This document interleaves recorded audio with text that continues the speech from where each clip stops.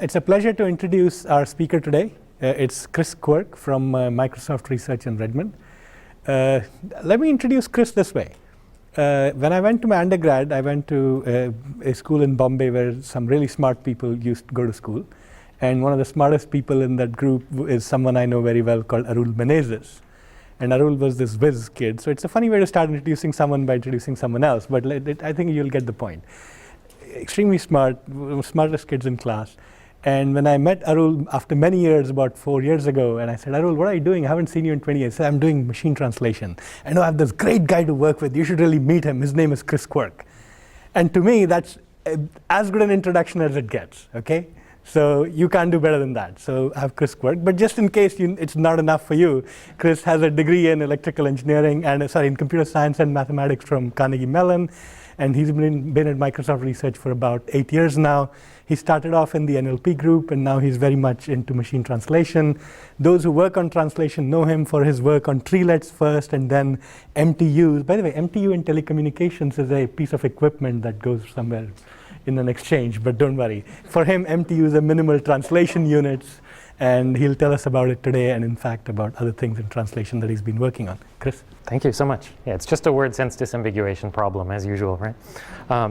So thanks so much for the introduction and the big stick. Hopefully I won't have to use it today. Today I'm going to be talking about some work that we've been doing on broadening statistical machine translation. So the major issue I'm going to be talking about today is that statistical machine translation systems, I think, have proven themselves incredibly useful, especially in domain scenarios. So Microsoft Research in particular got familiar with the problem of statistical machine translation for translating our own technical content. And there we found that we could easily beat rule-based baselines such as Systran on our own in-domain data. So that we could produce translations that were more fluent, more adequate, that were more usable by human translators, and were generally just really quite good. But the problem is significantly different when we move to broad domains, such as web-based translation process. So to illustrate the sort of problems that we run into, I took some article from a German magazine called Stern, it's kind of a low-quality magazine like People or something. But this is something about, I think a Zwergflusspferd is like a hippopotamus. I don't know, Zwerg is dwarf, and Flusspferd is like a river horse. So I don't exactly know how to translate this. But this is something about that particular animal and how the baby girls delighted Sydney, right? So this is the sort of thing we run into all the time in machine translation. There's some out-of-vocabulary item that we just don't know how to deal with. Another thing that we deal with is that the best models today for machine translation are very lexically bound, okay? So these are two problems that we immediately hit when starting to deal with broad domain machine translation. And so I'll talk about two really simple methods to address these problems. We're actually shipping a machine translation system. I don't know whether you're aware of this. It's a statistical machine translation system at windowslivetranslator.com. So the problems that I'm showing you today are not particularly fancy. The methods behind them are not particularly computationally expensive, but they are pretty effective. And so that's kind of the elbow in the curve that I'm focusing on in this talk. Hopefully there's some interesting content in here for you. Okay, so let me begin by talking about this segment of learning from comparable corpora. So we all know in working with data-driven machine translation systems, whether they be statistical or example-based machine translation systems, that we're gated by the amount of parallel data available. This is crucial for finding new lexical translations such as hippopotamus. And there are obviously many ways to approach the problem, especially when it comes to exploiting the more widely available comparable corpora. So we can go try to find bilingual lexicons. We can look for full parallel sentence pairs within comparable data. We can look for named entity transliteration pairs. Or one of the approaches that I find particularly promising is this spearheaded by Dragos Munteanu and Daniel Marcoux, which is to look for arbitrary subsentential fragment pairs within comparable document pairs. So to illustrate the sort of data that I'm talking about, let me bring up one specific article pair. So now this article in particular is about the sad and untimely death of a parrot. I'll try to keep the Monty Python references to a minimum. But the basic issue here is that Alex, this linguistically gifted parrot, suddenly died. And here are a couple of articles that talk about this event, the death of this parrot. And So just to demonstrate, I went through these articles and I did indeed find a sentence pair that is almost completely parallel. The only thing that's different between this Spanish sentence and this English sentence is the including zero subphrase here. So it's certainly possible to go out and find full parallel sentences within these comparable data pairs. However, that was the only such parallel sentence that I found within this whole article pair. And then I went through and highlighted in red here all the information that has some approximate translation in the other side. So the key point is, if we restrict our attention to only that information that's sentence level parallel, we're missing a huge amount of data. In particular, with news articles, direct quotes are often translated very literally, word by word. So this is a huge source of parallel information. Okay? So now, where I'm going to start is to assume that we have a set of parallel document pairs, and furthermore, within those parallel document pairs, a set of sentences that look like they're promising. They might contain some parallel data in common. You could get this from a variety of sources. Wikipedia is really one fascinating source. Here I'm going to start with news articles. So the problem of finding document pairs is a little bit of a research problem in itself. We're just doing exactly what's been done in the past. So we start with a seed parallel corpus, say something like Europarl. Oops, wrong direction. Use standard word alignment techniques to build word alignment models. Then index one side of the parallel corpus. So take each of the documents, stick them in an inverted index. Then what we can do is take each target language document, find a rough word-by-word translation of it, and issue that as a query against our inverted index and find promising document pairs. Furthermore, you can restrict the articles returned by a date range, say plus or minus 1 week, so as to get relatively high-quality document pairs. And then we can walk through all of the sentence pairs within these document pairs and do a quick sort of overlap check to find those sentence pairs that contain some terminology in common, as seen by our base parallel corpus.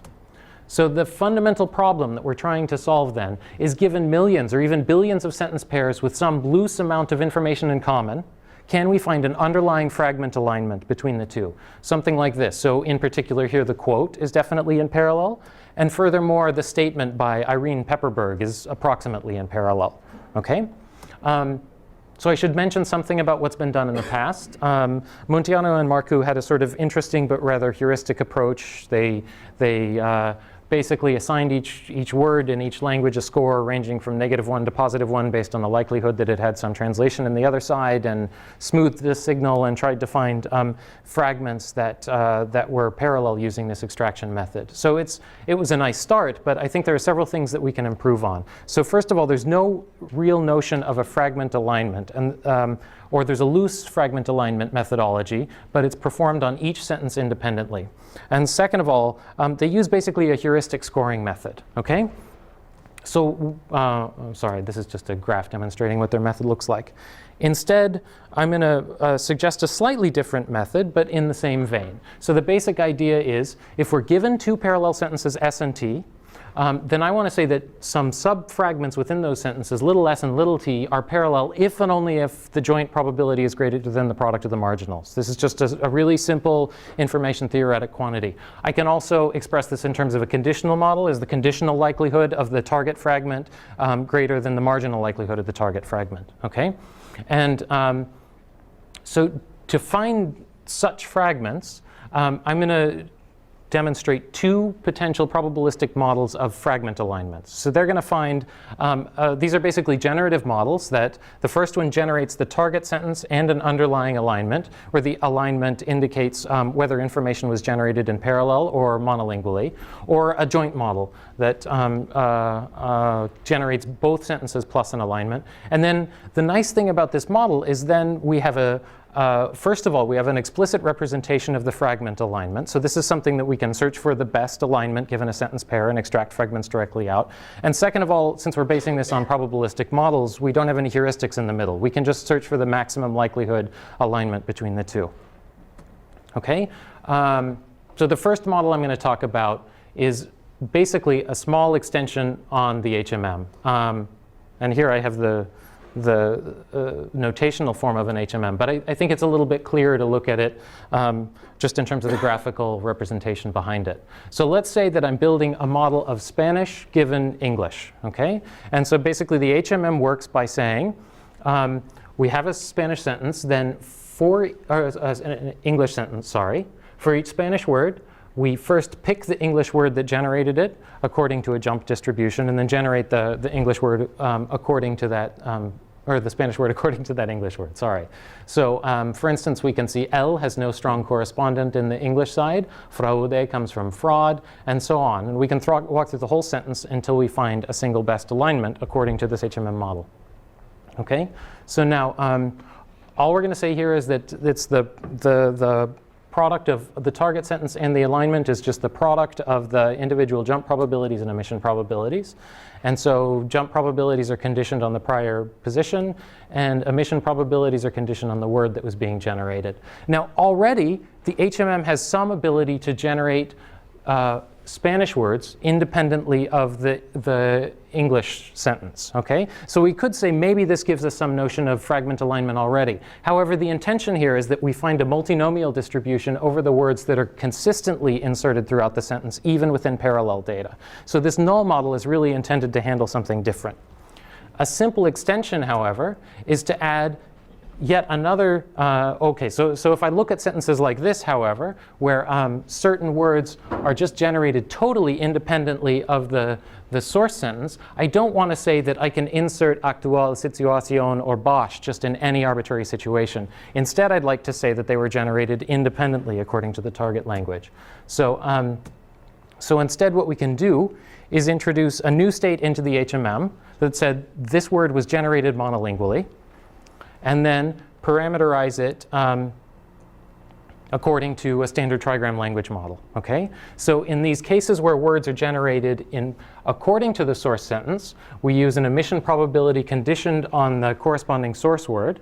And in the case where a word is generated monolingually in the target language, we just use a trigram model according to the last words that were generated. So it's a really simple approach here, but it gives us an underlying fragment alignment that shows us the correspondence between the source and target, and also allows us to find fragments that are generated monolingually. Furthermore, I think you can all see how this is a straightforward generalization of the HMM, so I can do some sort of Viterbi search in order to find the best alignment.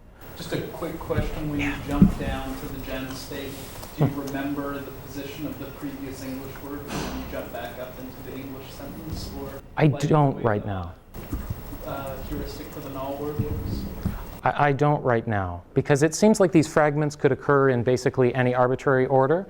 Right here I've written only the probability of generating something in the monolingual state, really a condition on what the prior state was as well. So what's the probability of being in the monolingual state? But the full parameterization is, while you're in this state space, jumps are conditional on prior position. When you jump back in, there's a uniform distribution over target word positions. So maybe you could probably do something a little better than this, but this is relatively stable. And it's incredibly easy, right? Like you can see how to throw this into a standard HMM. And furthermore, so we can just walk through the whole sentence.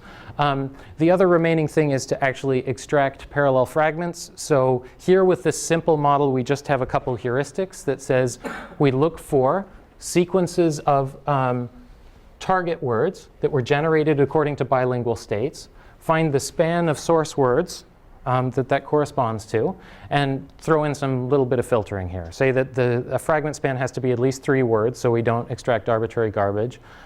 They have to be mostly aligned on this side, because the HMM allows us to jump arbitrarily in this language. And furthermore, we want to make sure that they're not only function words, because function words can have noisy distributions according to the HMM. Sorry, by unaligned and function words, you mean respectively aligned to gen and null? So let's see. I should be clear here. This is less than, yes. So 30% unaligned means less than 30% of the target words were generated from null, and also less than 30% of the source words had no corresponding state in that span. I see, thanks. Because spans can also. It is, okay. It's 2-way unaligned. Yes. So there's no restriction on the amount of material that has to come from, that's allowed to come from gen. You can insert lots of stuff. You can insert lots of stuff. And in fact, that's hopefully a good thing, right? Because we don't know how parallel data is. You might want to put a prior on the probability of jumping into gen according to how parallel you think your data is, for instance. But on the other hand, you're not allowed to delete lots of stuff because you would treat the things that are deleted as function words. The way you justified. Yes. Yes. So basically, this HMM assumes that you already have a model, I mean, reasonably good model, in order to make this alignment. Yes, that's true. So yeah, I had a question. I'm like trying to abstract away from the fact that you called one of those things null and the other one gen. Yes. I mean, in general, these are just two states from which you can generate all sorts of filler words which are needed on the other side. Yes, Right. although the parameterization is different. So this one's just a single multinomial over things that are often Right. inserted in the Spanish side, and this one is conditioned on prior context. On meaning that it's not really an HMM because you do look back at the previous ones, or it's an HMM with a large You're state right, space. it's not really an HMM because so if you're I... going into a state space which you're calling gen, but internally the last two words are remembered and you jump from state to state in there. So it's sort of a set of HMM states corresponding to trigram states. This is exactly true. And in practice, because I'm only using it to recognize fragments in fixed source and target sentence pairs, it doesn't matter because the target word sequence is fixed. But if we were actually generating new words according to this generative model, then yes, you'd have to remember a large state space. No, what I was thinking is that I think this might answer my question, because what I was thinking is if there were just two HMM states which topologically were otherwise serving the same purpose, Yes. how would an HMM ever learn to have two different sets of parameters for them? Right. But I guess what you're saying is in this other HMM state, which is actually a group of states, Yes. that its parameters, the emission probabilities, for example, are fixed. Yes. They are a trigram model. Uh-huh. So it's not like it's going to be learned. Mm-hmm. And therefore, if you do get it, for example, it's very possible that there are certain Spanish expressions which should legitimately be modeled as null. Yes. But if they happen to have high trigram probability, then you will end up marking them as gen because those emission probabilities are fixed. This is true, although there is a penalty from jumping between the monolingual state and the bilingual state. And So perhaps also going back, so that's one yes, control. yes. And the other control is that I suppose the null model also was initialized from some truly parallel text. Exactly. Therefore, it does only model genuine insertions in Spanish, and it wouldn't like actual and situación or whatever it is. Yeah, this initializer is actually really unfortunately important. Okay. Yeah. Yeah, so can you actually just say a little bit about the training of this? I mean, do you set so like the jumping down to gen, do you learn that using EM, or is that? Right now I'm just doing a grid search. And I've tried doing, let me just skip ahead a little bit because we're getting right into that section.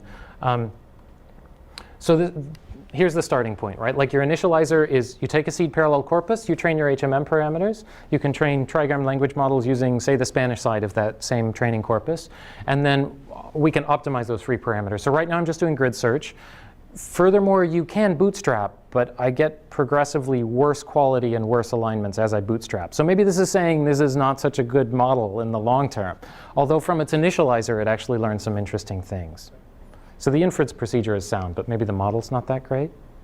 Okay, so this is the first model, and we've talked about some of the issues here. Like the one problem is that there are several free parameters to tune. Another couple problems are that, first of all, it's only looking at sort of a Viterbi word alignment between the two sequences, where all I really care about is a block fragment alignment between source and target. Furthermore, it's asymmetric, right? So there's no penalty for jumping around arbitrarily in the source side to generate the target. And one source word may align to multiple targets. Okay, so this is a simple, straightforward extension of the HMM, but it has some liabilities. So the next model I'll talk about is a joint generative model of the source and the target along with a fragment alignment. And the restriction here is that it's monotone. So any parallel fragments are actually going to occur in the same order in both sides. And so the generative story is, first I pick a number of fragments. And then for each fragment I decide, is it a source only, a target only, or a parallel fragment? Generate source fragments according to one marginal, targets according to the other marginal, and the bilingual ones according to a joint. And the joint here, I don't have any good joint model. Again, I have a good conditional model. So, but I have two conditional models. So to maximize the precision, what I can say is that the joint is, I can use this as my estimate of the joint. It's the min according to the marginal times the conditional for each of these directions, right? So that means that both conditional distributions really have to think it's parallel before I actually extract this as a fragment. Okay, so and then generative story looks just like what I was talking about. Like first of all, we can generate a parallel fragment. We can generate a monolingual fragment given prior context, another parallel fragment, another monolingual fragment until we're all the way at the end. Sorry. Okay, and so again, a pretty simple method. The nice thing is here within these blocks, we're marginalizing out over word alignment. So I don't care how you describe that this fragment turns into this fragment. I'm going to sum out over all the possible ways that you could identify correspondence between them. And it's also symmetric, basically, right? The downside is that it's monotone and the search space is a little bit nastier. So in fact, I mean, you can see how this is a simple dynamic programming algorithm. All I need to do is keep the best hypothesis ending at a particular point in each state space.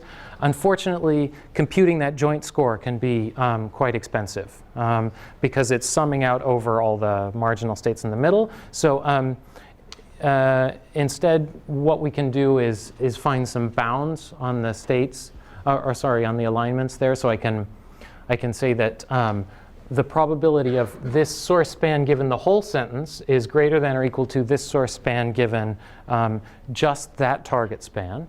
And so we can trim down the set of bilingual spans that could potentially exist based on criteria like these. So I could say, if this is never greater than the marginal, then there's no way it could be a bilingual span. Okay?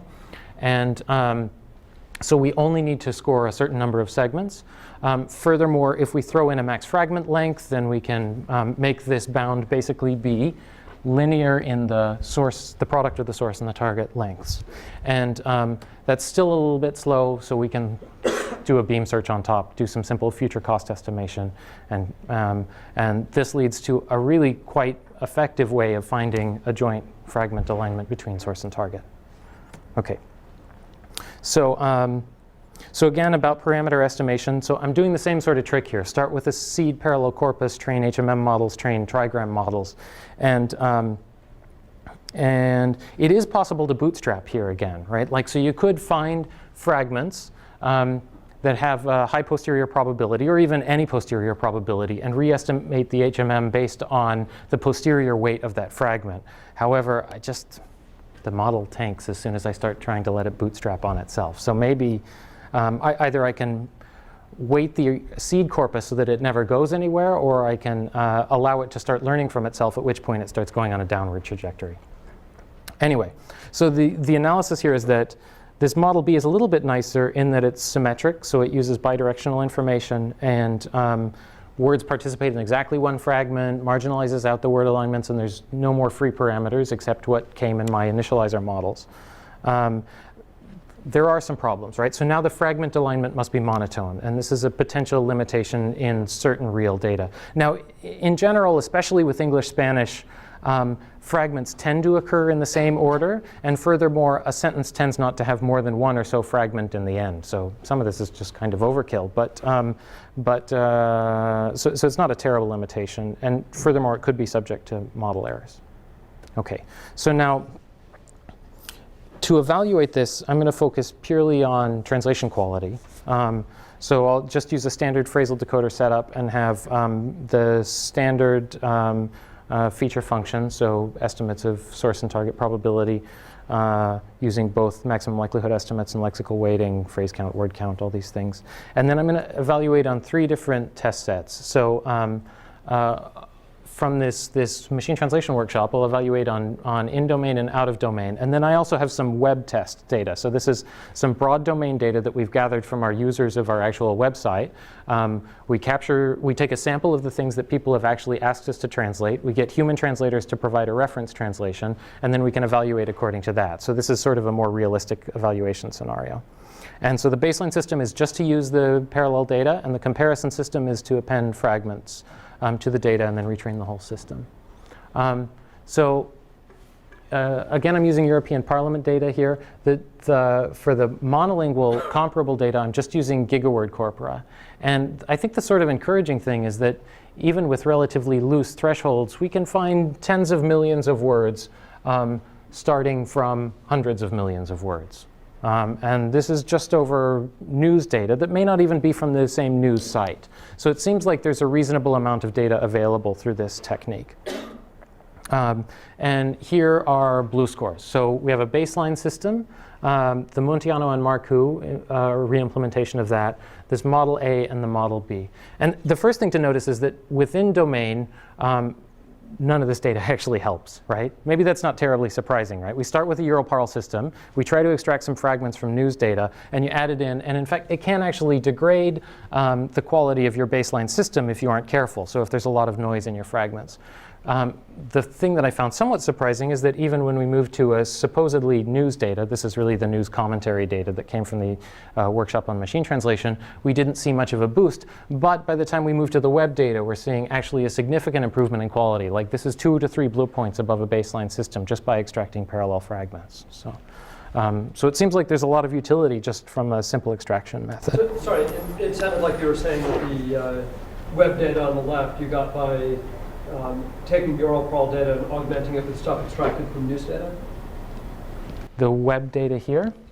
That's testing on the web. Testing on the web. Now, where do you get the parallel data and where do you get the fragment data? The parallel data is from Europarl, and the fragment data is from GigaWord corpora. Fragment data is from GigaWord. Okay, thanks. And GigaWord is news.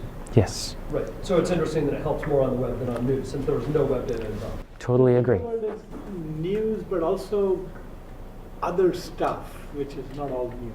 Yes. It has some sports scores and other things. And the other thing to note is I'm calling this news, but this is actually the news commentary data that came from the workshop on machine translation, which means it's news mostly about European parliamentary proceedings. Yeah, it's really not terribly different than the Europarl. Yes. But it helps on websites. Chris, before you go on, let me ask you something. So if I was given a test set, Yes. right, I didn't know whether it's Europarl or news or web, but in fact it might be none of the three, it might just be another test set. Yes. Is there a simple diagnostic to tell me which of the 3 cases I'm, or which of the 2 cases I'm in? For example, could I look at simple things like what fraction of the source sentences have coverage in my phrase table with phrases of length 2 or more? Or I'm trying to think about, is there a simple diagnostic to tell me that this is a test set on which I'll get performance of the second kind rather than the first? Yes. So first of all, if you use one of these decent extraction methods, then it doesn't hurt you to add the additional data, right? No, what I'm saying is But, I have my core Europarl trained system, Yes. plus I have my bigger system trained either according to the fragments from A or fragments of model B. Yes. So I have 2 engines now, and I want to decide which of those to use. Yes. Before I know my answer, can I look at the test set and say, on this test set, I think this will continue to do as well, and this will either not hurt or not improve, versus my second model will actually be much better on this? So you can look at a measure of 1 to 4 gram recall. This is something I've done in the past to try to see how similar one set is to your training set. Okay. And it seems to maybe correlate to some extent with your blue score. I mean, very loosely. But So in other words, if I looked at the recall of the red system with the web test data, it will be higher than the purple or the blue system, and the last purple one will be higher than the red system. something like that. Before I know the score, I can even predict. I'm hesitant to claim that. But I'm instead hoping to build a system that doesn't hurt in most scenarios and helps in others, right? So, yeah. So, and I mean, to a great extent, these things actually succeed, right? Like, they're not hurting in the in-domain test, and they're helping significantly in the out-domain test set. So, so that's all I was going to say about this first part. So the basic idea is, here's just 2 simple generative models for extracting based on seed parallel corpus information.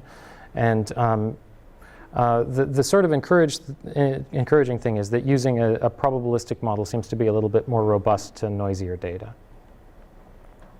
Okay, so now I think that the kind of, so it's obvious that we can also use other data sources such as Wikipedia and so on, and that may help. Better parameter optimization may help to some extent, although I've tried bootstrapping and it seems to degrade the model quality.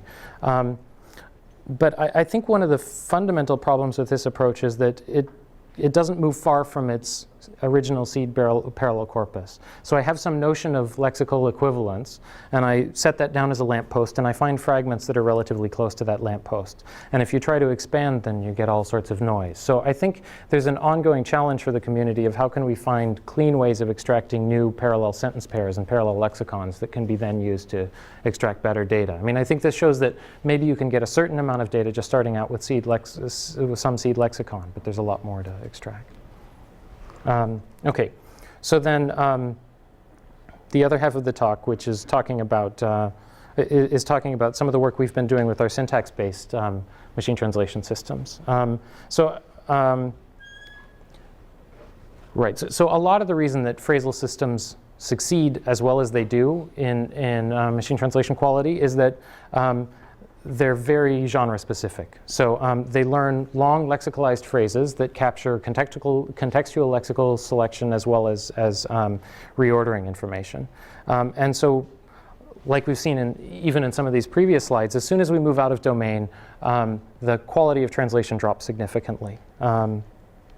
And so one way to approach this problem is to look at it as domain adaptation. So maybe I could try to build a set of systems that each translate k different subdomains. And I think this is one potential way to go, but our initial experience so far is that this doesn't work so well for a couple reasons. First of all, it requires that we have training data that covers all the potential domains that we think might be interesting. And I don't know what the correct way to subsegment these domains are. And secondly, there's a potentially infinite number of them. And we need to classify inputs into an existing domain or a mixture of domains. In fact, we've done a little bit of work on trying to explicitly build separate systems based on different domains and translate it according to a mixture model of those domains, or to find a latent set of topics within a single training corpus. And none of these can achieve performance better than simply agglomerating all the training data into one big pot and building a large system based on it. So it seems like that at least the methods we have right now aren't a good way of addressing the domain specificity of underlying models. And yet the models we have now still aren't that great at generalizing across domains. So we need to focus on ways that we can get more utility out of the same training data if we're going to hope to cover web-based translation. Okay. So I think two of the crucial components, like I've mentioned, of effective translation right now are contextual lexical selection based on phrases or hierarchical treelets, and local reordering. And for greater generality, it'd be nice to model these things totally independently. So just as a demonstration, like these are the sorts of inputs that our system sees, like president and chief executive officer. And phrases are just perfect for this kind of translation, right? Somewhere in the web, we're going to find a translation of at least president and chief executive officer in isolation, and hopefully just the full phrase so we can spit that out and we're basically done.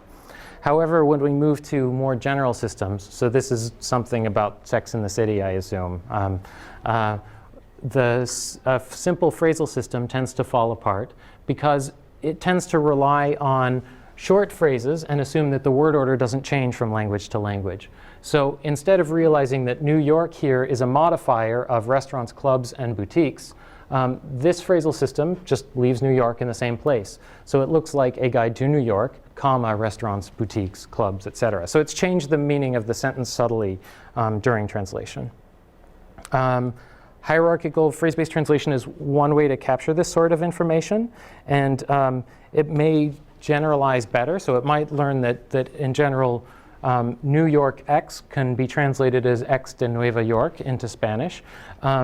But the sort of information learned here is still very heavily lexicalized, right? So in standard Hiero systems, translation rules must contain at least one aligned lexical item. So I couldn't learn like X1, X2 goes to X2 de X1 in Spanish. Just a simple basic transformation like that that's necessary to cover broad domain data. So one way out of this is to use syntax-directed translation. And I think this is attractive for a variety of reasons. First of all, we can use a relatively quick source parser that gives us a basic idea of the structure of the sentence and can help us translate more quickly, in fact, because it limits the amount of search space that we need to explore in order to get a good translation. So in such a system, we can learn unlexicalized rules, such as two NPs can be translated into Spanish by reversing their order and sticking de in the middle, okay? And furthermore, we can learn a certain amount of contextual lexical translation, like guide to should be translated as guia de. But the thing to notice here is that a standard constituency-based model tends to introduce a huge amount of unlexicalized nodes in the middle that are sort of brittle to the underlying constituency structure and therefore can inhibit generalization, okay? So instead, the approach that we've taken at MSR is to focus on dependency-based syntax-directed translation instead. So to work from a base dependency tree and use this as a skeleton to translate.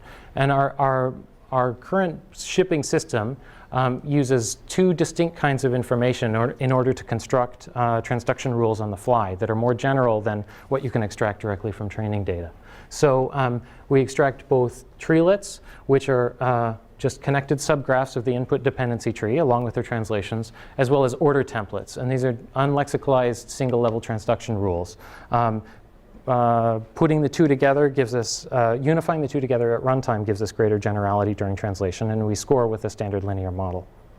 Okay, so like I said, we can extract treelets in a way that's relatively common to most machine translation systems these days. So we can start with parallel data, find all subgraphs of a dependency tree that are consistent with the word alignment, and extract those subgraphs along with their corresponding target side pairs. And to prevent exponential explosion of the number of treelets that we extract, we can do the same sort of high-row limitation, which is to require that these strings have no more than 2 gaps in the surface. And we can use standard feature functions to score this in our linear model, so maximum likelihood estimates as well as lexical weighting and word count. Where we're differing somewhat from other syntax-directed translation systems is we also have these simple order templates, okay? So these are somewhat reminiscent of Knight and Yamada's ordering templates.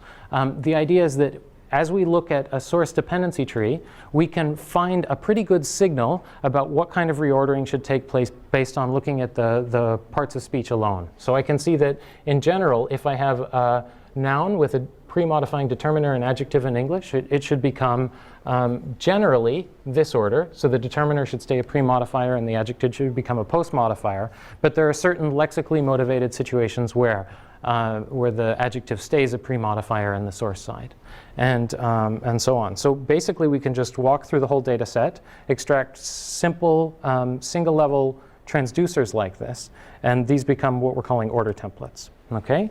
Then at runtime, we can construct transduction rules given an input tree and a treelet translation pair and a set of order templates. So this basically, here I have a simple sort of degenerate case of a treelet translation pair. It's just a single word. In order to transduce this whole tree, though, I need to specify where in the target side these whole subtrees appear. Okay?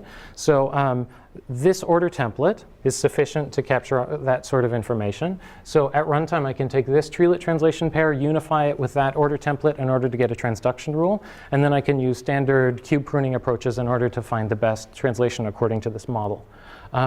It gets a little bit more complicated when we have translation pairs that cover multiple levels. So in this case, I need a translation pair that tells how all the children of guide should be translated, as well as all the children of two should be translated. And so there becomes a bit of a search problem to find the best set of transduction rules given a treelet translation pair and an order template. But a relatively simple set of histogram and threshold pruning suffices to find the best set of transduction rules rooted at any particular node. Okay? And so then at runtime, basically, we can parse the input sentence into either a single tree or a forest, match these treelets and templates, unify to produce transduction rules, and then search for the best transduction according to these sets of rules. And so the thing I'm kind of pushing here is that there's an interesting generality gain by unification. So in effect, we've introduced two intermediate representations only to fold them back into transduction rules at runtime. But the nice thing is that we've factored the lexical selection model totally away from the reordering model, so that the lexical selection can apply when the words don't exactly match that were found in the training sentence. And furthermore, we can learn reordering behavior that's totally independent of the lexical items involved. Okay? And another benefit here is that we can exploit this sort of thing on mixed training data. So we can train order templates just on parallel data and then get our lexical translation information from any arbitrary source. So let me compare, first of all, just a phrasal system versus a template-based system. So this is the sort of thing I was talking about here. So again, with an in-domain dev test set, we're not seeing any particular gain here by using an additional level of generality in the models. But as soon as we move, we're seeing a minor sort of improvement here. But as soon as we move out of domain to this news commentary test set from the Europarl data, then we see like about a 3-point improvement just by using a slightly more general model. The other thing that I want to point out is that ordering is only part of the story about the general things you want to learn. Oftentimes, reordering and function word insertion and deletion go hand in hand, right? So other community discussions becomes otras discusiones de la comunidad. And so there's something about this noun changing order that requires us to insert at least a preposition and maybe a determiner in the middle, okay? So one simple fix is just to extract the same sort of templates, but also allow them to do function word insertion or deletion during translation. Okay, so we do the same sort of thing, extract single level transducers, and except instead of only extracting purely unlexicalized ones, for each case we extract an unlexicalized and a lexicalized form where only the unaligned words are lexicalized. So this gives us the ability to do function word insertion and deletion in a syntactically motivated way, okay? And so on English to Spanish, I'll start out by presenting results on relatively small training data. So this is just using Europarl data. And allowing insertion and deletion here doesn't make a whole lot of difference above a baseline system. In fact, deletion doesn't really help at all with English-Spanish. So these scores are blue score with one reference? Blue score with one reference. Deletion doesn't really help at all in English to Spanish, but insertion helps a lot. And that effect is again magnified as we go to more web data, okay? So then here's the same sort of results, except now training on 3.7 million sentence pairs. This time it's Europarl plus some data automatically extracted from the web, plus some tech data, plus everything else we could get our hands on. And you'll see that the gap is lessened in almost all of these situations, except we're still seeing some sort of improvements in the web scenario. So now with English-Spanish, maybe this isn't so surprising because there aren't significant typological differences between the language. But as we move to English-Japanese, it's a significantly different case. So given a relatively large training set of 2.6 million sentence pairs and testing on just 2,000 sentences of these web translator log, the difference between a baseline phrasal system and a system that can do insertion and deletion according to these templates is really quite significant, okay? And so one potential concern here is that it's easy to game blue just by removing words from your output. Because it's up to a certain point. I mean, it's basically a precision-focused metric. So as long as you're not too short, then you can game your blow score.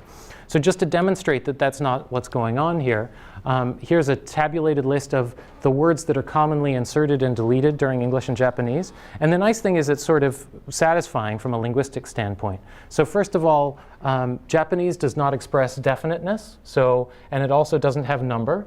It's a pro-drop language. So some of the things we consistently see the, a, and u being deleted. The dash is probably just kind of a mess here. On the other hand, the relations expressed by English word order, such as case, are often expressed via function words in Japanese side. So this is a function word that means object. This is subject. This is a locative.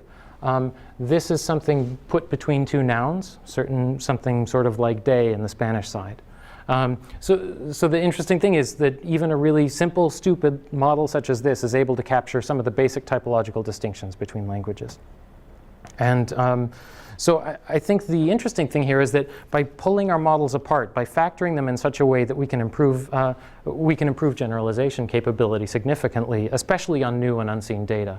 So we can learn reordering information from parallel sentences and lexical translations from anywhere. And furthermore, using these syntax-directed translation systems helps us limit our search space in linguistically and empirically motivated ways. So just to say a little bit more. I think these templates are an interesting way to go, but what we're doing right here is really quite simple. So they're sparse in that they capture a whole single level of the tree regardless of the number of children that might be present there. So some parsing transforms like Markovization might help reduce some of the sparsity. Furthermore, learning either explicit annotations like parent annotation or perhaps latent annotation from the data might improve the predictive capability of the models.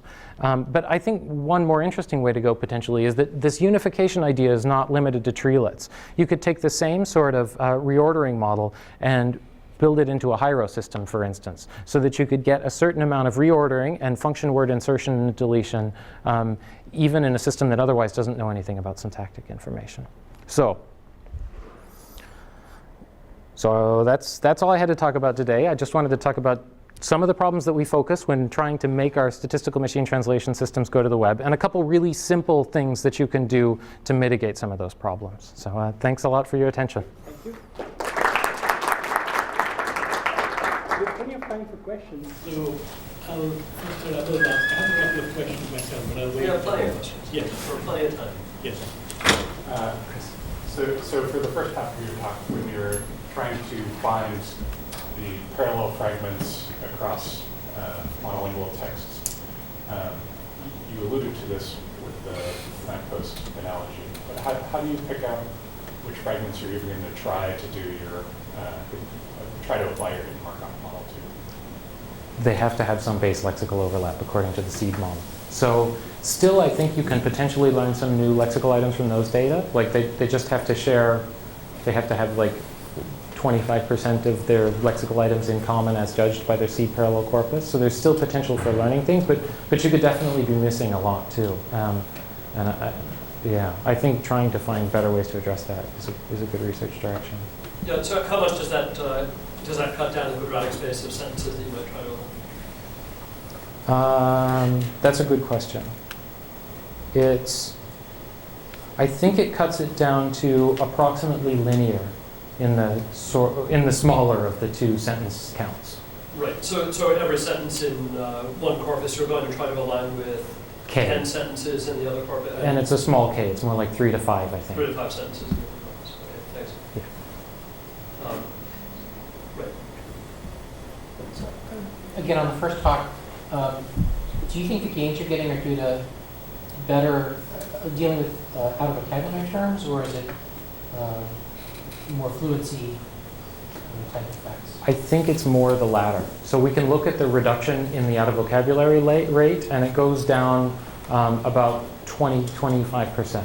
So it is helping, it is finding some translations for out of vocabulary words, presumably because they're sandwiched between other words that we could find within our parallel corpus. But a lot of it is just finding ways to combine the words that you already knew how to translate to make a fluent phrase out of them.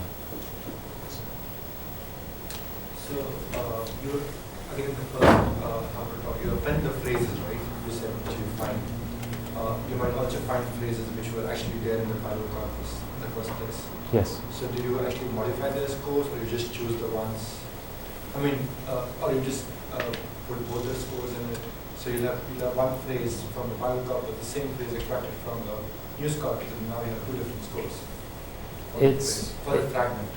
So actually what happens is we take the parallel corpus, we append the fragments to it, and then reword a line from scratch and extract, do standard phrase pair extraction from there. So you're probably not getting large gains here due to non-compositional expressions or metaphor, things like that. They wouldn't have good lexical.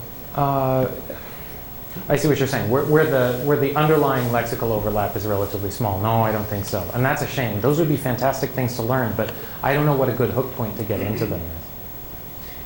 I was curious, using this gen model, did you run an experiment just to see how that impacts just as a word alignment model instead of, say, running using null, just using that as your null model? I tried it on Europarl and I didn't get any benefit. I was hoping that it might actually provide a means of automatically cleaning out your training data, right? Yeah. But I didn't see any benefit. In fact, I mean, we find that these systems are disturbingly robust to noise. Like you can take 10% of your data and just randomize it and get almost identical blow scores on the same. So take 10%, randomly produce a random permutation of the target site, and train the system beginning to end, and you get almost identical blow scores.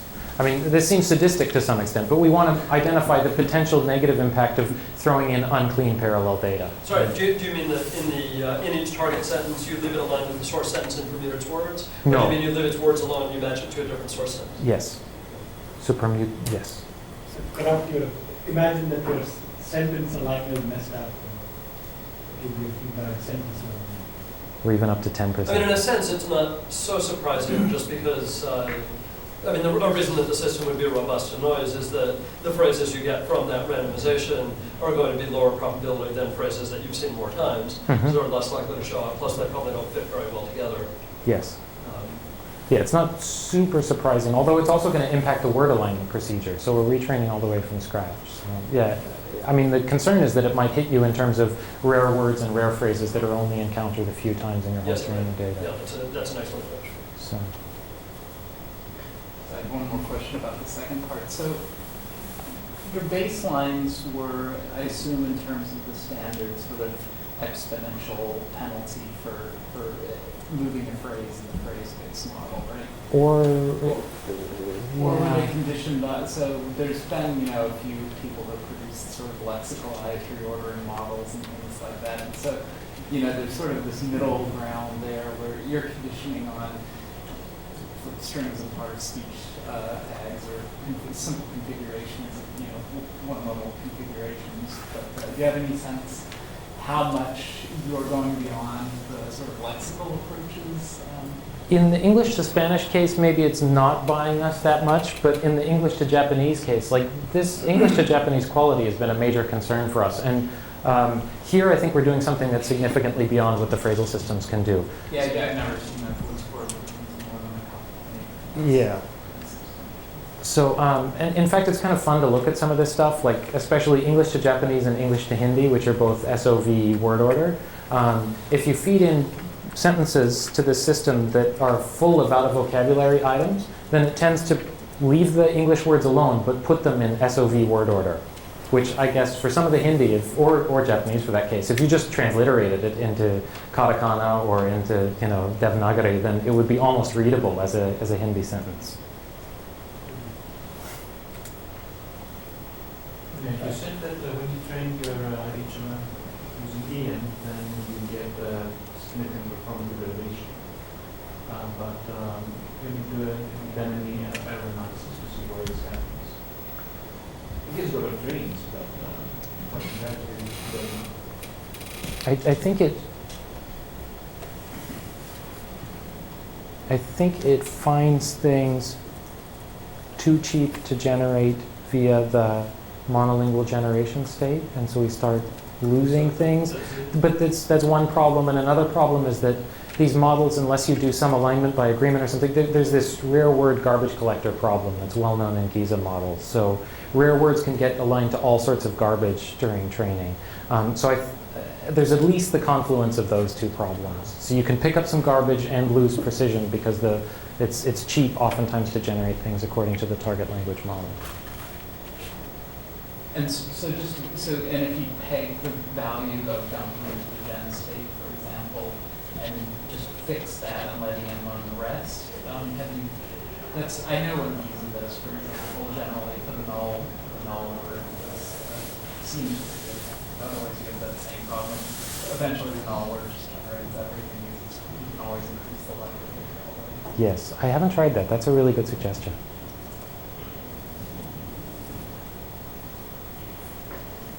So the first half of the talk again. I know the work that David Smith and I did a couple of years ago on quasi-synchronous grammar. Yes. And the model that you present here seems to be inspired by some of the same ideas, that you may have loose alignments between sentences where portions of it don't align. Yes. I can see a couple of differences. Obviously, one model is syntactic and the other's linear. There's tree-shaped alignment and the other doesn't. But I guess there's another difference in that you're using a language model and a channel model, whereas I think we just had a direct model. Mm-hmm. I know we just had a direct model. I wonder if there are other differences or similarities that are worth commenting on. I think that, I mean, the quasi-synchronous grammar obviously has just more information to condition on. Whether that's useful for comparable corpora, I'm not altogether Well, I don't know sure. if it does. I mean, it has, Doesn't it the condition- primary thing that you look at is the parent. So you're conditioning on a previous word.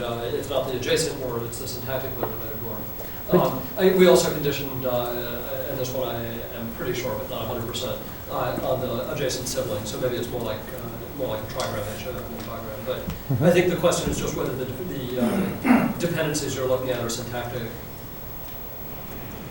or string adjacent. So these are definitely just String adjacent or string adjacent. These are definitely just string adjacent, but I think tree adjacent could be interesting. I mean, the reason why I say it's potentially more information is that maybe the sorts of things that we consistently drop are adjunct modifiers. Like maybe relative clauses tend not to be translated somewhat often. So conditioning on sort of the tree adjacent information could give more information about what should be translated and what should be generated monolingually. But I don't know in general whether that's the case. So this is just sort of taking the safe bet and assuming the tree has... Yeah, I mean, it would be interesting to sort of compare the alignments on, I mean, you might want to do a noisy channel version of this in the syntactic case. It's fairly straightforward to do. It's not so far in some sense from what you're doing for the second half of your talk today. It would be interesting to see whether the syntax gave you anything. I mean, of course, then it becomes a little fragile with respect to the forest of parsers that you get back. So, Right. you marginalize over the parse, so maybe it works out to be okay. Maybe. That's an interesting idea.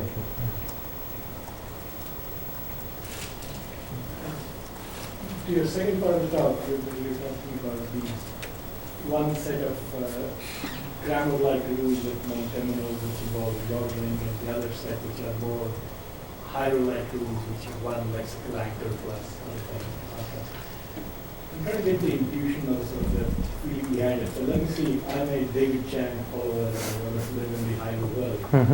Is this what you're essentially doing? You're saying that look at the rules that you extract, and you always insist that there be lexical items on both sides.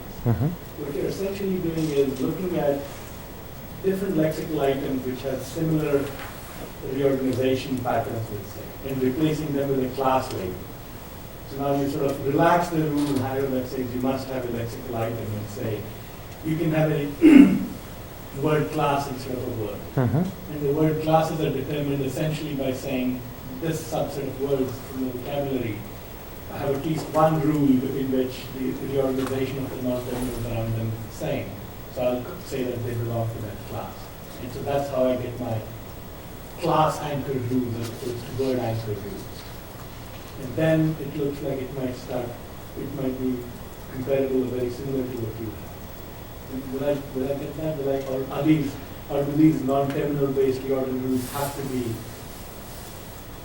grammar driven in the sense that you had a dependency parse and so? They certainly do not need to be grammar driven. So you could do, I mean, it sounds like what you're doing is, or what you're suggesting is grammar induction, where the non-terminal labels are motivated by reordering patterns. Right. And I think that's almost a totally independent question, right? Like I could try to learn the non-terminals from the data just based on reordering. I think that's an interesting question, but it is somewhat independent.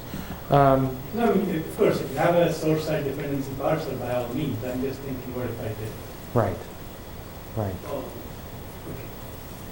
okay. So I'm getting the intuition right. You're saying that the lexical requirement is what is preventing you from learning more interesting reordering rules. You may not have seen this particular lexical item in that pattern, but if you knew that it was a day between two nouns, then you know that it has to be noun not compound in English on the other. Right. Although there is this notion that the reordering portion can also place sub-constraints on gaps within those high-row rules. Like the idea is that the lexical information can be relatively independent of the linguistic structure that fills the rules to some extent anyway. So, I mean, to go back to one of these examples, like, in general, you could use a high-row rule that says just this, guide 2 goes to guiate, right? Or a phrase, or whatever. And it's this thing that tells, oh, because influenced by this parse, or perhaps you just have a soft notion of what the potential parse forest might look like, there is a determiner to your left-hand side, and it should remain a determiner on the left-hand side. And furthermore, there is a prepositional phrase on your right-hand side headed by that to node, and it should remain a post modifier on the right-hand side. So it's sort of subcategorizing information about what moves around you. But you could learn better than just leaving them as x1, x2. You know that this is a terminal x1. That's why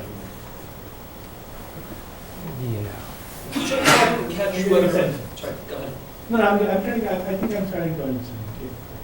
Okay. I just want to get a better feel. Go on. Yeah, so I didn't catch whether you were willing to do lexicalized, specialized versions of the order templates. You mentioned, for example, that there are adjectives that remain before the noun when you translate from English into Spanish. Maybe I skimmed over the unification process a little bit too quickly. So for instance, young man, when I translated that into Spanish, young tends to say a pre-modifier. Yes. So I could learn a treelet that says young man goes to that Spanish set of words in the same order. And the relative ordering between the treelet and the order templates has to be consistent with one another. So that helps you in the case where you've seen exactly that bilexical pair before. But you're saying maybe I always want to learn that young should stay up. It's young now. Yeah. So far we've only tried it with the unaligned words, but you could try it in general. I mean, one of our earlier approaches was instead of having hard templates to use a discriminative-based ordering model that predicted the relative position of a word given its lexical item and other information. And that seems to address this sort of problem. We could look at the lexical item and say this is amongst that class that stays a pre-modifier. But in practice, in the presence of these things and a target language model, it didn't improve performance at all anymore. I see. So it seems like it could be useful, but it's just not helping the system in its current. Yeah, I mean, the reason I ask is partly because of the linguistic issues and partly just because the order template seems like a particular kind of backoff. And it seems like you should be able to do, you should be, in other words, back off from a lexicalized to a non-lexicalized version of the treelet. Right. And it seems like you should be able to do back off on different dimensions. So imagine a locally normalized maxent model. Totally agree. So you could use fully instantiated transduction rules if they were available and gradually. Yeah, no. Exactly. I think it sounds. I mean, think of it as just throwing in all the features at once. You could do it by back off in the way traditional n-gram language models do back off, but then you have to pick a back off order. So you might as well just sort of throw in all the various backed off versions of the template, and then each have some way to max it. Yeah. So from a modeling standpoint, I think that sounds fantastic. From a runtime efficiency standpoint, that sounds more difficult to do. Like part of the reason we landed on this particular solution is that it allows you to construct these transduction rules relatively quickly and unambiguously, and then the search problem becomes fast and easy. So this is something we can ship and translates 4,000 to 5,000 words per minute in a runtime system. So yeah. No, so I understand the issue. In general, I think you'd only be adding up a few numbers for each of the treelets to get the backed off version, and you might be able to do some pruning so that you do some feature selection to reduce that number further. The question is how to find those treelets quickly. Something like BDDs might be useful. Binary decision diagrams, which are meant to solve this kind of problem of finding the backed off versions of a rule in your data. Thanks. I have a stupid question. So how? Those are the hardest ones to answer. So how crucial it is to choose the dependency structure? I mean, when I look at the order template, it seems that you can get it from a CFG parse. Yes. Why you end up choosing the dependency tree? The dependency tree is mainly to keep the lexical items that are related to one another together. I think the order template could work just fine in other situations. But the nice thing about this particular representation is that these relevant lexical items are actually adjacent in the tree. So I think that's the more crucial component, is how it affects the lexicalized translation portion. You know what I'm saying? Like,